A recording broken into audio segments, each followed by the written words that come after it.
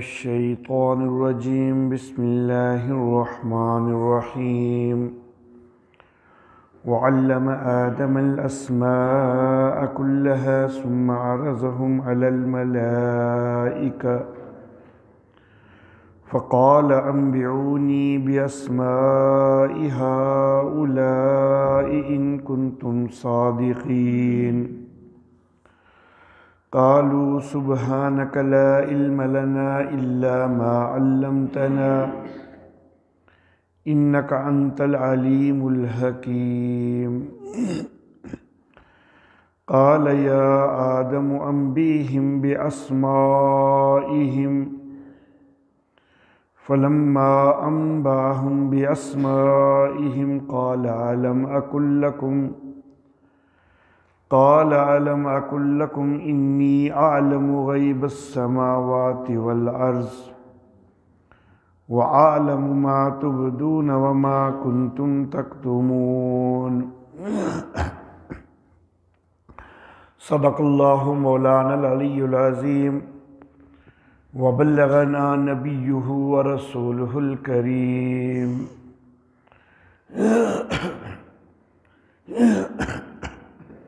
محترم احباب، سیدنا آدم علیہ الصلاۃ والتسلیمات کے حوالہ سے گزشتہ 4 دروس قرآن حکیم میں حضرت آدم علیہ الصلاۃ والتسلیمات کی تخلیق سے پہلے کے چند معاملات اور پھر تخلیق کے دوران کے کچھ احوال ذکر کیے جا چکے ہیں۔ آج کے درس میں تخلیق کے ساتھ متصل بعد پیش آنے والی چند چیزیں ان کا تذکرہ کرنا ہے۔ حضرت آدم علیہ الصلاۃ والتسلیمات کو بہت قد آور بنایا گیا تھا۔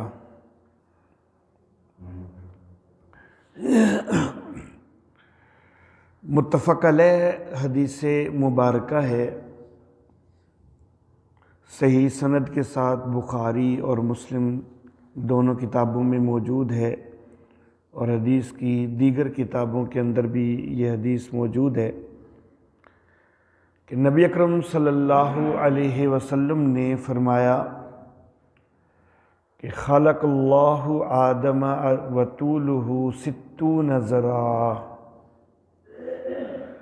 اللہ نے آدم علیہ السلام کو تخلیق کیا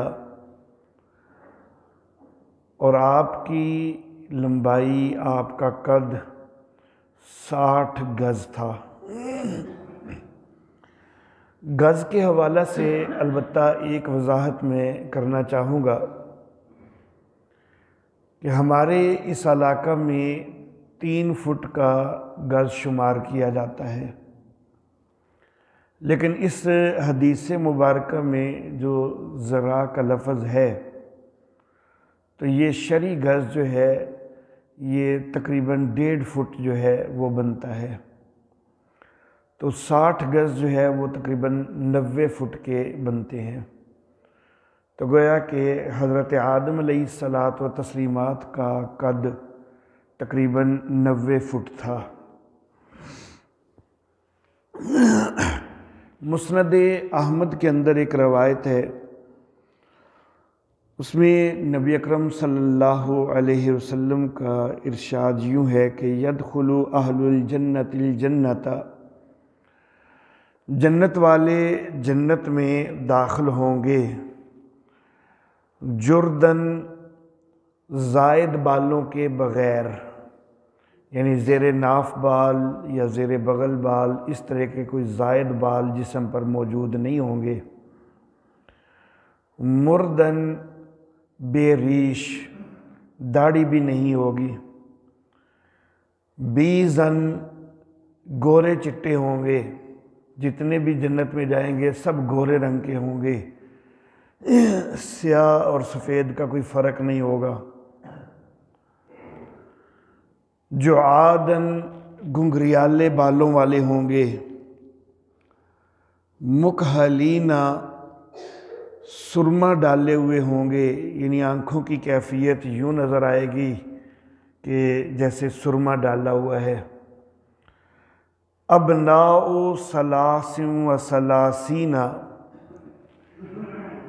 33 سال کی عمر کے ہوں گے، یعنی بے شک کوئی بچہ فوت ہوا ہے، بے شک کوئی بوڑھا فوت ہوا ہے، جب جنت میں جائے گا تو جنت کے اندر ایک بھرپور جوانی کے دور میں ہی وہ جائے گا، 33 سال کی عمر میں جائے گا۔ علی خلق آدم 60 ذراعا، آدم علیہ السلام کی تخلیق کے مطابق 60 گز، فی عرض 7 اذرع، اور چوڑائی جو ہے وہ بھی 7 گز ہوگی۔ تو 60 گز قد ہے اور 7 گز چوڑائی، کیونکہ جب قد بہت اونچا ہے تو پھر ظاہر ہے کہ چوڑائی بھی سینے کی کافی زیادہ ہوگی، تو یہ سینے کی چوڑائی بھی یہاں پر جو ہے وہ اس حدیث مبارکہ میں حضرت آدم علیہ السلام کی ذکر ہو گئی۔ صحیح بخاری کے اندر ایک اور روایت میں یہ لفظ ملتے ہیں کہ خلق اللہ آدم و طولہ 60 ذراعا، اللہ نے آدم علیہ السلام کو تخلیق کیا جبکہ آپ کا قد 60 گز تھا۔ آگے اسی حدیث کے آخر کے الفاظ ہیں کہ فَكُلُّ مَن يَدْخُلُ الْجَنَّةَ عَلَى صُورَةِ آدم، تو جو بھی جنت میں داخل ہوگا تو وہ آدم کی صورت میں ہوگا، مراد ہے قد کاٹ کے لحاظ سے۔ فَلَمْ يَزِلِ الْخَلْقُ يَنْقُصُ حَتَّى الْآنَ، تو آدم علیہ السلام کا قد تو 60 گز تھا، لیکن پھر مسلسل مخلوق کم ہوتی گئی، چھوٹی ہوتی گئی، یہاں تک کہ زمانہ موجودہ آ گیا۔ تو یہ نبی اکرم صلی اللہ علیہ وسلم نے فرمایا کہ موجودہ دور تک آہستہ آہستہ قد چھوٹے ہوتے آ رہے ہیں۔ سیدنا آدم علیہ الصلاۃ و تسلیمات کو جس وقت تخلیق کیا گیا تو فوری طور پر پہلا حکم جو حضرت آدم علیہ الصلاۃ و تسلیمات کو اللہ رب العزت کی طرف سے دیا گیا تو وہ یہ تھا کہ فرشتوں کی جماعت جو موجود تھی وہاں پر اس کو سلام کرنے کا حکم دیا گیا۔ قرآن حکیم کے اندر تو یہ چیز ذکر نہیں ہوئی، لیکن متفق علیہ حدیث ہے کہ نبی اکرم صلی اللہ علیہ وسلم نے فرمایا کہ خلق اللہ آدم وطولہ 60 ذراعا، اللہ نے آدم علیہ السلام کو پیدا کیا جبکہ آپ کی لمبائی 60 گز تھی۔ ثم قال، پھر اللہ نے فرمایا اذهب فسلم علی اولئک من الملائکۃ، جائیے اور ان فرشتوں کو سلام کیجئے۔ فاستمع ما یحیونک، پس سنیے کہ وہ آپ کو کیا جواب دیتے ہیں۔ تحیتک و تحیت ذریتک، یہی پھر سلام بن جائے گا آپ کا اور آپ کی نسل کا۔ فقال، تو حضرت آدم علیہ السلام نے کہا فرشتوں کو السلام علیکم۔ فقالوا، تو فرشتوں نے جواب میں کہا السلام علیک ورحمۃ اللہ۔ نبی اکرم صلی اللہ علیہ وسلم نے فرمایا کہ فزادوہ رحمۃ اللہ، انہوں نے رحمت اللہ کا لفظ جو ہے اس کا اضافہ کر دیا۔ حضرت آدم علیہ السلام نے السلام علیکم کہا، صرف سلامتی کا تذکرہ کیا، انہوں نے جواب میں بہتر انداز میں اس سے بڑھ کر جواب دیا اور سلامتی کے ساتھ ساتھ رحمت کا بھی تذکرہ کر دیا۔ سلام کے حوالہ سے جو دیگر احادیث مبارکہ وغیرہ ہیں ان کو بھی جب جمع کیا جائے تو ترغیب یہ معلوم ہوتی ہے کہ اگر ایک آدمی السلام علیکم کہتا ہے تو جواب اس سے بڑھ کر دینا چاہیے.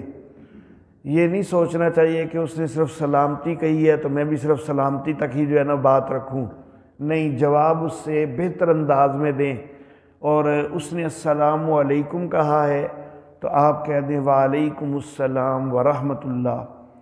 اور اگر اس نے السلام علیکم ورحمۃ اللہ کہا ہے تو پھر آپ بڑھ کے جواب دیں اور کہیں کہ وعلیکم السلام ورحمۃ اللہ وبرکاتہ. لیکن اگر سلام کرنے والے نے خود ہی یہ تینوں چیزیں ذکر کر دیں کہ السلام علیکم ورحمۃ اللہ وبرکاتہ تو پھر جواب میں بھی یہاں پر اب اتنا ہی ہوگا، کیونکہ اس سے بڑھ کر مزید احادیث میں اضافہ ثابت نہیں ہے. تو سلام کرنے والے سے بہتر جواب دینا اگرچہ اس کی ترغیب تو ہے، لیکن یہ اسی حد تک ہوگی کہ جس حد تک حدیث میں مبارکہ میں ثابت ہے. تو اتنے کلمات جو ہیں سلام کے وہی ثابت ہیں. تو وعلیکم السلام ورحمۃ اللہ وبرکاتہ اتنے کلمات ہی ہوں گے، اس سے اضافہ نہیں ہوگا. بہرحال حدیث مبارکہ میں ذکر کر رہا تھا کہ حضرت آدم علیہ السلام نے کہا السلام علیکم، انہوں نے کہا السلام علیکہ ورحمۃ اللہ. نبی اکرم صلی اللہ علیہ وسلم نے فرمایا کہ انہوں نے رحمت اللہ کو بڑھا دیا. فَكُلُّ مَنْ يَدْخُلُ الْجَنَّةِ عَلَى صُورَةِ آدم، تو جو کوئی بھی جنت میں داخل ہوگا وہ آدم علیہ السلام کی صورت میں داخل ہوگا، یعنی قد کے لحاظ سے 60 گز قد کا داخل ہوگا. فَلَمْ يَزِلِ الْخَلْقُ يَنْقُصُ حَتَّى الْآنَ، پس مخلوق مسلسل کم ہوتی گئی، چھوٹی ہوتی گئی، یہاں تک کہ موجودہ دور آ گیا. جس وقت یہ سلام اور اس کا جواب ہو گیا، اب اللہ رب العزت نے حضرت آدم علیہ الصلاۃ والتسلیمات کی فرشتوں کے اوپر ایک علمی فوقیت کا اظہار فرمایا ہے. اس کے لیے پہلے اللہ رب العزت نے سیدنا آدم علیہ الصلاۃ والتسلیمات کو چیزوں کے نام بتائے ہیں. اللہ فرماتے ہیں وَعَلَّمَ آدَمَ الْأَسْمَاءَ كُلَّهَا، اور سکھا دیے آدم علیہ السلام کو نام سارے. یہاں پر جو نام سکھانے کی بات ہوئی ہے اور پھر آگے بات آ رہی ہے کہ وہ چیزیں فرشتوں کے سامنے پیش کی گئیں. فرشتوں سے کہا گیا کہ تم ان کے نام بتاؤ، فرشتے نہیں بتا سکے. پھر حضرت آدم علیہ السلام سے کہا گیا کہ آپ بتاؤ، تو انہوں نے بتا دیے. اس طرح ایک علمی فوقیت ثابت ہوئی. اب یہ جو اللہ رب العزت نے آدم علیہ السلام کو نام سکھائے ہیں، اس کے دو انداز ممکن ہیں. ایک انداز تو یہ کہ اللہ رب العزت نے وہ چیزیں سیدنا آدم علیہ الصلاۃ والتسلیمات کے سامنے کی ہوں اور ایک ایک چیز کا ساتھ نام بتا دیا ہو کہ اس کا یہ نام ہے، اس کا یہ نام ہے، اس کا یہ نام ہے. ایک صورت تو یہ ہو سکتی ہے. دوسری صورت یہ ہو سکتی ہے اللہ کے سکھانے کی کہ اللہ رب العزت نے حضرت آدم علیہ الصلاۃ والتسلیمات کے اندر ایک فطری ملکہ پیدا کر دیا، ایک فطری صلاحیت پیدا کر دی کہ وہ چیزوں کو دیکھ کے ان کے نام رکھنے پر قادر ہو گئے. تو یہ چیز بھی اللہ کا سکھانے کا ایک انداز یہ بھی ممکن ہے. اگر ہم پہلے انداز کو لینا کہ اللہ نے ایک ایک چیز کا نام بتایا تو اس کے اوپر پھر ایک اشکال بنتا ہے. اشکال یہ بنتا ہے کہ اس کی تو کیفیت پھر گویا کہ یوں ہوگی کہ جیسے ایک استاد جس وقت وہ کلاس پڑھانے لگا ہے تو صرف ایک طالب علم کو کہے کہ بھئی تم ٹھہرو ادھر اور باقی سب کو جو ہے وہ کلاس روم سے باہر بھیج دے، اور پھر جب ٹیسٹ لینے کا وقت آئے تو سب کو کہے کہ آؤ بھئی اب سارے ٹیسٹ دو. تو پڑھایا صرف ایک کو ہے اور ٹیسٹ جو ہے وہ سب سے لے لیا. تو یہ کیفیت پھر جو وہ بن جاتی ہے. تو اس لیے غالب خیال یہی ہے کہ اصل میں دوسرا انداز تھا کہ علامہ سے مراد ہے کہ وہ فطری استعداد اللہ رب العزت نے پیدا کر دی کہ جس کے ذریعے حضرت آدم علیہ الصلاۃ والتسلیمات ان کے اندر تو یہ صلاحیت تھی کہ وہ چیزوں کے نام بنا سکتے تھے، لیکن فرشتوں میں یہ صلاحیت نہیں تھی، تو فوقیت ہی ثابت کرنی تھی، تو وہ اس ذریعے سے فوقیت ثابت کر دی کہ دیکھو جو صلاحیتیں آدم میں ہیں وہ تمہارے اندر موجود نہیں، ان کے اندر یہ علم کی صلاحیت موجود ہے جو تمہارے اندر موجود نہیں ہے۔ فرشتے جو ہیں ان کے کوئی خواہشات، کوئی اپنے جذبات، کوئی دنیاوی ضروریات، ایسا معاملہ کوئی نہیں ہے۔ فرشتے اللہ کے حکموں کے پابند ہیں بس، اور جو کچھ بھی اللہ کی طرف سے ان کو حکم ہوتا ہے، جس چیز پر وہ مامور کیے جاتے ہیں، تو انہوں نے بس وہی کام کرنے ہوتے ہیں، تو ان کاموں کے لیے جو ضروری علم ہوتا ہے وہ اللہ پھر ان کو دے دیتے ہیں۔ لیکن انسان کو اللہ رب العزت نے اپنے معاملات کے اندر کافی حد تک مختار بنایا ہے، اور اسی لیے اس کا حساب کتاب بھی ہونا ہے۔ تو اس لیے انسان نے چونکہ دنیا کے کئی معاملات کے اندر چیزوں کو استعمال کرنا ہے، تو اس لیے انسان کو یہ ضرورت تھی کہ انسان کو چیزوں کے ناموں وغیرہ کا علم دیا جائے۔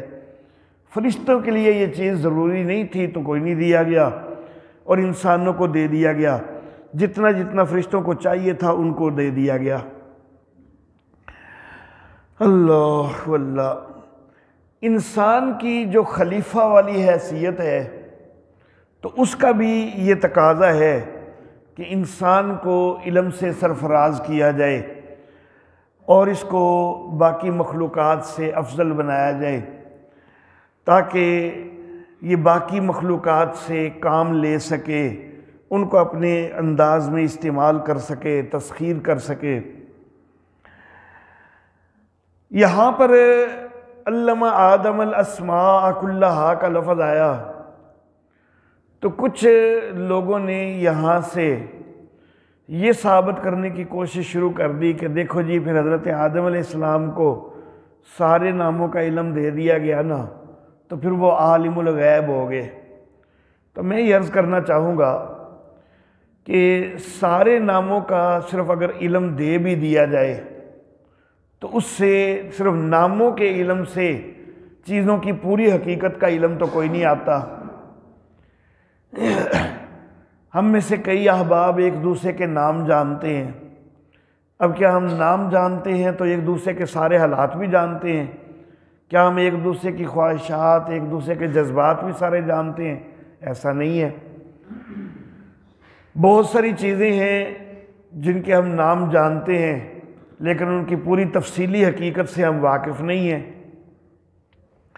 تو بہرحال سیدنا آدم علیہ السلام کو جو نام سکھائے گئے ہیں تو اس سے علم غیب ثابت ہو جانا تو یہ بڑی دور کی کوڑی ہے جو لگاتے ہیں۔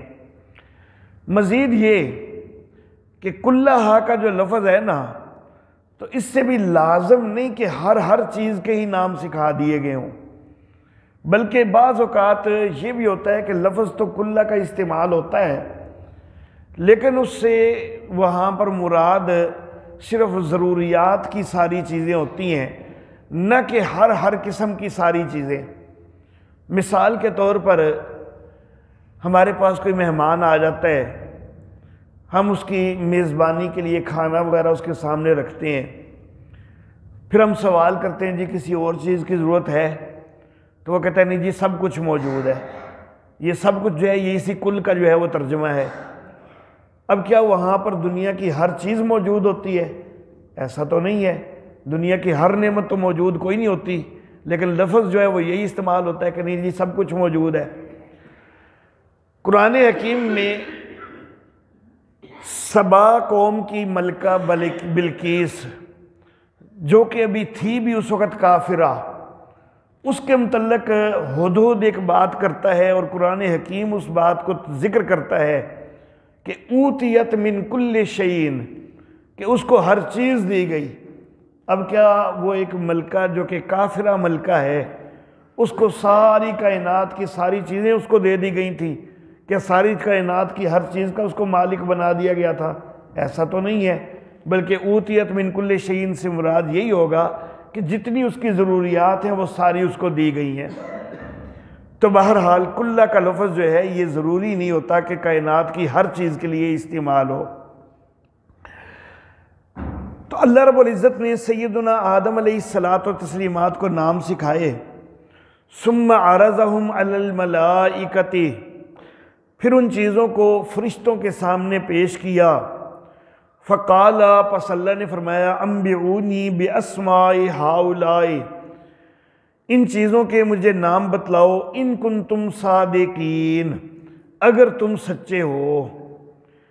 اب یہ اللہ رب العزت فرما رہے ہیں کہ اگر تم سچے ہو، اس جملے سے تو یوں لگ رہا ہے کہ جیسے ان کا سچا ہونا پھر ثابت کوئی نہیں، حالانکہ فرشتے تو سچے ہی سچے ہوتے ہیں، فرشتہ تو جھوٹ بولتا ہی نہیں ہے، فرشتے کے اندر گناہ کا مادہ ہی کوئی نہیں، تو فرشتے تو ہوتے ہی سچے ہیں۔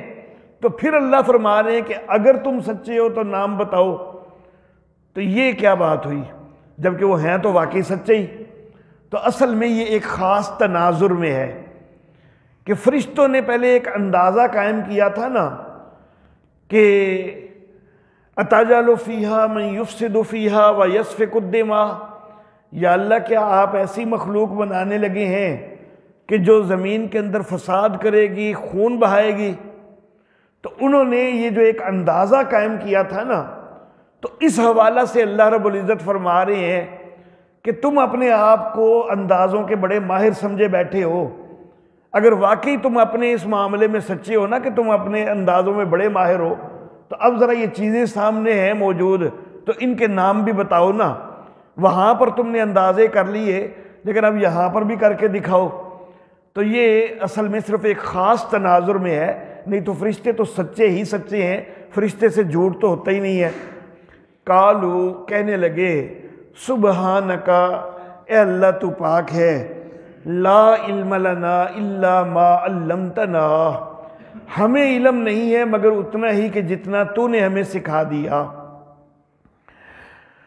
اللہ واللہ، اللہ رب العزت نے کیا ارشاد فرمایا تھا کہ انبئونی باسماء ہؤلاء، مجھے ان چیزوں کے نام بتاؤ۔ اب جواب اس کا جو بنتا ہے نا وہ یہ بنتا ہے کہ لا علم لنا الا ما علمتنا۔ یہ جو پہلے سبحانہ کا ہے یہ تو اس کا جواب بنتا ہی کوئی نہیں۔ اللہ نے کہا کہ چیزوں کے نام بتاؤ، تو جواب تو بس یہی بنتا ہے نا کہ یا اللہ ہمیں معلوم نہیں ہے، جتنا تو ہمیں بتائے اتنا ہمیں معلوم ہوتا ہے، تو یہ نام ہمیں نہیں بتائے تو انہیں تو ہمیں معلوم نہیں ہے۔ تو یہ سبحانہ کا پہلے جو ذکر کیا گیا تو اس کی کیا وجہ ہے؟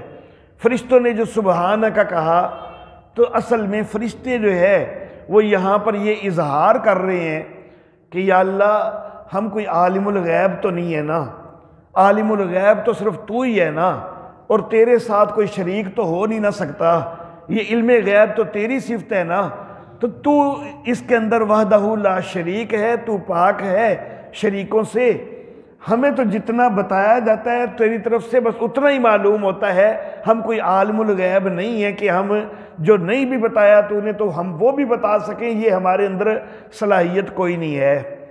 تو سبحانک، تو پاک ہے، یعنی علم سارا جو ہے وہ تیرے پاس ہے، ہمارے پاس سارا علم کوئی نہیں۔ لا علم لنا الا ما علمتنا، ہمیں معلوم نہیں ہے مگر جتنا تو نے سکھا دیا۔ انک انت العلیم الحکیم، بے شک تو ہی جاننے والا حکمت والا ہے۔ انک میں کاف بھی ضمیر آئی، آگے انت بھی ضمیر آ گئی، تو جب ضمیر دو دفعہ آ جائے نا تو معنی حصر کا پیدا ہو جاتا ہے کہ بے شک تو ہی جاننے والا ہے، حکمت والا ہے۔ اب فرشتوں کے سامنے چیزوں کے نام کس نے بتائے تھے؟ حضرت آدم علیہ السلام نے بتلائے تھے۔ تو جب حضرت آدم علیہ السلام نے نام بتائے ہیں تو حضرت آدم علیہ السلام کا بھی ایک علم تو ظاہر ہوا نا، تو وہ بھی جاننے والے تو ظاہر ہوئے، لیکن فرشتے کیا کہہ رہے ہیں؟ فرشتے یہ کہہ رہے ہیں کہ یا اللہ تو ہی جاننے والا ہے، یعنی حقیقی علم والا تو ہی ہے۔ آدم علیہ السلام کو بھی تو نے ہی علم دیا ہے تو ان کو معلوم ہے، تو ہی علم والا ہے کہ کلی اور حقیقی علم والا تو ہی ہے۔ باقی جس کو کوئی علم ہوتا ہے وہ تیری طرف سے عطا کردہ ہوتا ہے اور وہ جزوی ہوتا ہے، وہ کلی نہیں ہوتا۔ قال، اللہ نے فرمایا یا آدم انبئہم باسمائہم، اے آدم ان کو ان چیزوں کے نام بتائیے۔ فلما انباہم باسمائہم، پس جب انہوں نے ان چیزوں کے نام بتائے، قالا، تو اللہ نے فرمایا الم اقل لکم انی عالم غیب السماوات والارض، کیا میں نے تمہیں نہیں کہا تھا کہ میں جانتا ہوں چھپی چیزوں کو، آسمانوں کی بھی اور زمین کی بھی، وعالم ما تبدون وما کنتم تکتمون، اور میں جانتا ہوں جو تم ظاہر کرتے ہو اور جو کچھ تم چھپاتے ہو، یعنی تمہارے ظاہر کے سارے معاملات اور تمہارے اندر کے بھید بھی سارے میں جانتا ہوں۔ یہ جو آیات مبارکہ ہیں نا، ان کے بعد آگے اللہ رب العزت فرماتے ہیں کہ وَإِذْ قُلْنَا لِلْمَلَائِكَةِ اسْجُدُوا لِآدَمَ، اور جب ہم نے فرشتوں سے کہا کہ آدم علیہ السلام کو سجدہ کرو، تو سورۃ البقرہ کے اس مقام سے آیت نمبر 30 کے اندر اذ قال ربک للملائکۃ انی جاعل فی الارض خلیفہ، یہاں تخلیق کا تذکرہ ہو رہا ہے۔ آیت نمبر 31، 32 اور 33 جو کہ آج کے درس کا عنوان تھی، ان کے اندر علمی فوقیت کا تذکرہ ہوا، اور پھر آیت نمبر 34 کے اندر جو ہے وہ سجدے کا تذکرہ ہوا۔ تو گویا کہ ترتیب یہ ہوئی کہ تخلیق کے بعد علمی فوقیت کا اظہار ہوا، اور پھر جو ہے وہ سجدے کا حکم ہوا اور سجدہ ہوا۔ لیکن قرآن حکیم کے دو دیگر مقامات پر ترتیب بظاہر کچھ اور لگتی ہے۔ ایک مقام ہے سورۃ الحجر، 15ویں سورہ مبارکہ ہے، آیت نمبر 28 اور 29 ہے، 14واں سپارہ ہے، سورۃ الحجر ہے، آیت نمبر 28 اور 29۔ اللہ فرماتے ہیں وَإِذْ قَالَ رَبُّكَ لِلْمَلَائِكَةِ، اور جب تیرے رب نے فرشتوں سے کہا انی خالق بشرن، بے شک میں ایک بشر بنانے والا ہوں، من صلصال، کھنکھناتی مٹی سے، من حمأ مسنون، جو کہ سنے ہوئے گارے سے ہے، فَإِذَا سَوَّيْتُهُ، پس جب میں اس کو برابر کروں، وَنَفَخْتُ فِيهِ مِن رُوحِي، اور اس میں اپنی روح پھونکوں، فَقَعُوا لَهُ سَاجِدِينَ، تو اس کے لیے سجدے میں گر جاؤ۔ اب یہاں پر بظاہر یہ لگ رہا ہے کہ ابھی تخلیق بھی نہیں ہوئی تھی، تو سجدے کا حکم پہلے ہی دے دیا گیا کہ جو ہی میں جو ہے وہ اس کو برابر کر کے روح پھونکوں گا، تم نے فوراً سجدہ کرنا ہے۔ تو اگر فوراً سجدہ کرنا ہے تو وہ درمیان میں پھر وہ علمی فوقیت والا جو معاملہ ہے وہ تو پھر بظاہر غائب ہو گیا یہاں سے۔ دوسرا مقام 38ویں سورہ مبارکہ ہے، سورہ صاد، سورت کا نمبر 38 ہے، سورہ صاد، 23واں سپارہ، آیت نمبر 71۔